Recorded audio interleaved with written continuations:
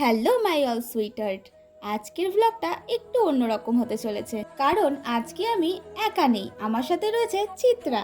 ও কিসের জন্য এসছে অলরেডি তোমরা বুঝেই গেছো ভিডিওর ক্যাপশন দেখে। ও আজকে আমার গোপালের অঙ্গরাগ করবে, তাই ওর হাতে আমার গোপালকে তুলে দিলাম নতুন করে সাজিয়ে দেওয়ার জন্য। এখন আমি ওর আগের যে অঙ্গরাগটা করা ছিল সেটা তুলে ওর মুখটা পরিষ্কার করে ফেসিয়াল করে দিচ্ছিলাম।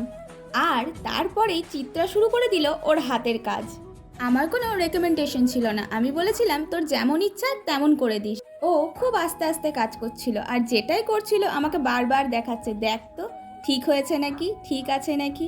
আমাদের আজকে অনেকদিন পর দেখা হয়েছিল, তাই আমরা জমিয়ে গল্পও করেছি। আমি অনেকদিন ধরেই খোঁজাখুঁজি করছি যে কোথায় ভালো অঙ্গরাগ করানো হয় গোপালের, বা কে করে।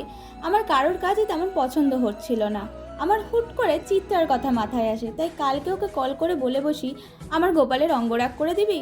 ও বলে হ্যাঁ অবশ্যই। আমি কিন্তু চিত্রার কোনো কাজ দেখিনি, কিন্তু কেন জানি না আমার চিত্রার কথা মাথায় এসছিল তখন। বলে রাখা ভালো, চিত্রা কিন্তু এই প্রথম কোনো ঠাকুরের অঙ্গরাগ করছে বা গোপালের অঙ্গরাগ করছে, কিন্তু আমি ভাবতে পারিনি ও এই রকম করে দেবে, পুরো আমার মনের মতো।